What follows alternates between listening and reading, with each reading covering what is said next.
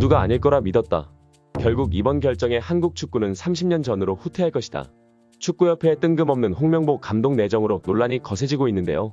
홍명보 감독을 겪어본 선수들의 폭로가 쏟아지며 한국 축구 역사상 가장 큰 위기에 봉착하고 있습니다. 현재 그의 사령탑 복귀를 비판한 인물은 박주호 전략강화위원회 위원과 이영표 해설위원, 그 외 박문성 등 축구 관련 전문가들이 한 목소리를 내고 있는데요. 축구협회와 직접적으로 관련 있는 인물들의 보이콧도 놀랍지만 2014년 당시 그의 지도 아래 뛰었던 선수들의 폭로 내용은 충격적이기 그지없었습니다. 재차 익명을 요구한 이들 선수들은 홍명보 감독의 복귀는 철저히 축구협회가 짜놓은 덫이며 심지어는 이를 의도적인 한국 축구 파괴 행위라고 비난을 쏟아내고 있는데요. 홍명보 감독을 잘 알고 있다는 한 선수는 홍명보 감독이 현재 정몽규 축협회장의 바톤을 이어받아 실권을 장악하려 하고 있으며 그 과정에서 한국 축구에 해결해야 할 문제들은 뒷전으로 밀리게 될 것이다. 이는 22년 전 히딩크 시절 때부터 이어져 온 한국 축구의 오랜 개혁을 물거품으로 만드는 것은 물론 안 그래도 저출산으로 선수 수급이 어려운 순간에 골든타임을 놓치게 만들 결정타가 될 것이다. 라고 목소리를 높였습니다. 우리가 주목할 부분은 당시 선수들이 눈으로 보고 겪었던 믿기 힘든 사건들의 실체였는데요. 과연 홍명보를 저격한 선수들은 누구고 당시 어떤 사건들이 있었는지 INTV와 함께 알아보겠습니다. 아시다시피 홍명보는 지난 2014년 브라질 월드컵 이후 약 10년 만에 복귀입니다. 그 사이 선수 명단은 여러 번 물갈이가 이뤄졌으며 2014년 멤버 중 현재까지 국가대표에서 활약하는 선수라면 지난 1월 카타르 아시안컵에서 활약한 골키퍼 김승규와 수비수 김영권, 마지막으로 대표팀의 캡틴 손흥민 정도를 꼽을 수 있는데요. 분명한 건 언론에서 주목할 정도로 입김이 센 선수는 3명 중 손흥민밖에 없으며 만약 그가 정말로 익명 제보의 주인공이라면 홍명보 감독 시절 사건들은 철저히 그의 시각에서 살펴보는 것이 타당할 것입니다. 당시 홍명보의 논란은 두 가지로 말할 수 있습니다. 첫째, 대표팀에서의 이해할 수 없는 선수 구성. 후자는 축구 외적으로 그의 돌발 행동이었는데요. 일명 의리 축구로 대표되던 홍명보는 브라질 월드컵이 열리기 몇 달 전부터 많은 축구 팬들의 우려를 낳았습니다. 오죽하면 대다수의 축구 팬들은 2014년 5월 최종 엔트리가 발표된 시점부터 브라질 월드컵이 홍명보 몰락의 기점이 될 것이라고 예견했을 정도인데요. 아니나 다를까 결국 그러한 예견은 현실이 되고 말았습니다. 당시 홍명보의 최종 엔트리는 2012년 런던 올림픽 때 뛰었던 선수들이 대다수였습니다. 문제는 이 선수들 중 월드컵이 열릴 무렵까지 소속팀에서 제 몫을 해주고 있던 선수가 거의 없었다는 점인데요. 이는 당초 홍명보 본인이 내세웠던 소속팀에서 활약하는 여부에 따라 국가대표팀에 선발하겠다라는 원칙에 위배되는 것이었습니다. 물론 선수 선발은 감독 고유의 권한이라지만 본인이 내세운 원칙을 본인 스스로가 깨버리는 것은 국가대표팀을 응원하는 축구팬은 물론이고 소속팀에서의 꾸준한 활약상으로 눈도장을 받아 국가대표팀에 선발되어 월드컵 무대를 밟아보려는 후보들에게 대못을 박는 처사나 다름없었습니다. 최종 엔트리 중에서 가장 논란이 되었던 인물은 바로 박주영인데 당시 박주영은 아스날에서 벤치만 달구고 있었고 월드컵이 임박했을 즈음은 벤치마저도 못 앉는 신세가 된 지 오래였는데요.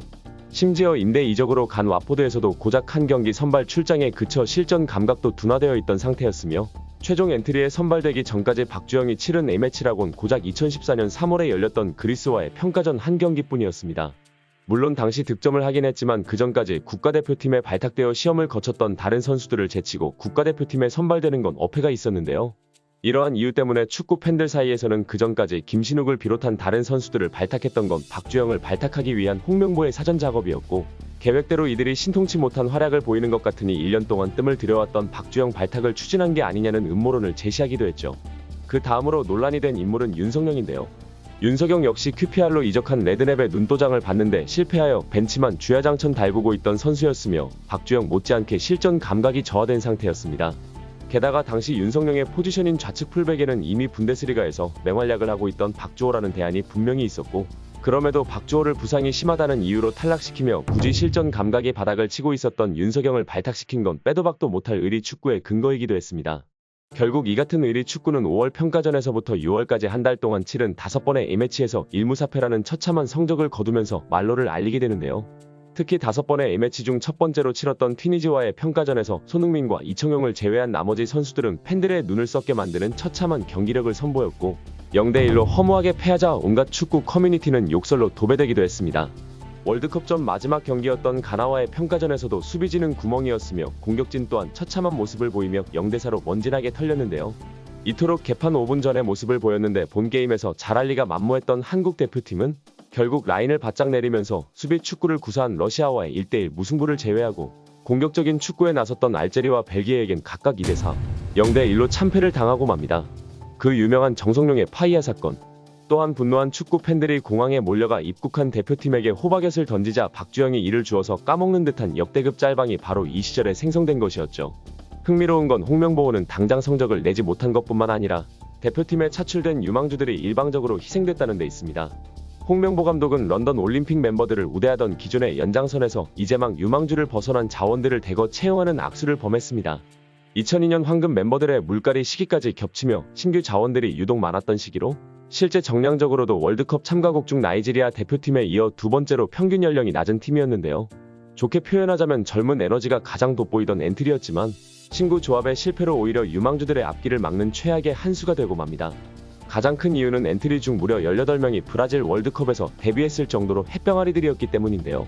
2회 이상 월드컵에 참여하던 선수는 박주영 고작 하나뿐이었으며 이마저도 입지상으로 대표팀의 영향력을 발휘할 만한 제목은 아니었고 만 나이로 30대였던 선수는 곽태휘가 유일했지만 정작 기용해 놓고 단 한 번도 쓰지 않았던 데다 29세였던 이근호가 군계일학급 활약을 보이면서 관록의 품격을 보여주며 어린 선수들의 초라함만 돋보일 뿐이었습니다.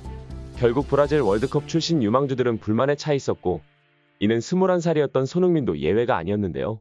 10명의 유럽파들 중에서 손흥민을 제외하고 월드컵에서 활약한 선수는 아무도 없었으며 오히려 홍명보로부터 B급 선수들이라는 모욕을 들은 K리그 출신 김승규와 이근호, 김신욱의 활약이 더욱 돋보이자 결국 여론에 못 이긴 홍명보는 당시 중앙 공격수 출신인 손흥민을 윙어로 빼는 대신 김신욱을 중앙 공격수로 기용하게 됩니다. 만약 이때 손흥민이 당당히 자신의 원래 포지션인 중앙 공격수로 활약했다면 뒤늦게 9번 공격수로 이름을 날린 손흥민의 축구 인생은 크게 달라졌을지도 모르죠. 브라질 월드컵이 끝난 후 뒷이야기에 따르면 손흥민은 중앙 공격수로 뛰지 못해 제한적인 능력만 발휘한 것이 가장 후회스러운 결정이라 털어놓았다고 하는데요. 상황이 이렇게 되자 축구협회 부회장을 지낸 이영표 해설위원은 우리가 포에 전 그리스 국가대표 감독과 전 노리치 감독이었던 박은호, 마지막으로 홍명보 감독 이렇게 세 분에게 의사를 물었었고 원래의 절차는 기존에 있는 전력강화위원들과 소통을 하고 난 이후에 발표를 했어야 했다. 라며 그 과정이 생략됐다는 것이 가장 큰 문제라는 등 감독 선정에 문제가 있음을 폭로하기에 이릅니다. 또한 감독을 뽑는 대한축구협회 전력강화위원회에 보안 문제가 제기된 점을 언급하면서 자신이 볼 때는 이것은 행정적으로 상당히 문제가 있다는 생각이 들었다고 전했습니다. 애초에 국내 감독을 뽑으려 했던 게 아니냐는 물음에 대해선 부정하면서도 2002년 월드컵 때 훌륭한 외국인 감독 한 명이 팀을 어떻게 바꾸는지를 직접 경험했다. 20년 만에 손흥민과 황희찬, 김민재와 이강인 등 황금세대가 나타났는데 이런 황금세대에다가 유능한 외국인 감독 한 명이 나타난다면 2026년 월드컵에서 정말 좋은 일이 일어나지 않을까라는 기대가 있었다. 사실 외국인 감독이 내정되길 기대했었다. 특히 이번 감독 선임 과정에서 협회가 여러가지 행정적인 실수를 저지른 게 맞다면 실수가 반복될 시 그것은 실수가 아니라 실력이 될 수도 있다. K리그 팬들도 도저히 받아들일 수 없고 이해할 수도 없는 결정이다. 이런 결정이 과연 대표팀에 대한 지지로 이어질 수 있을지 상당히 의문이 들었다. 또한 한국 대표팀을 구해내기 위해 구체적인 변화가 필요하겠구나라는 생각을 떠올리게 됐다. 라며 자신이 폭로에 가담한 이유를 착잡한 심정으로 설명하기도 했죠. 온갖 비난 여론에도 끝까지 밥그릇을 놓지 않는 정몽규 축협회장의 고집을 보면 다시 한번 한국 축구에 암흑기가 찾아올까 두려운 마음입니다. 시청 감사드리며 구독과 좋아요는 영상 제작에 큰 힘이 됩니다. 감사합니다.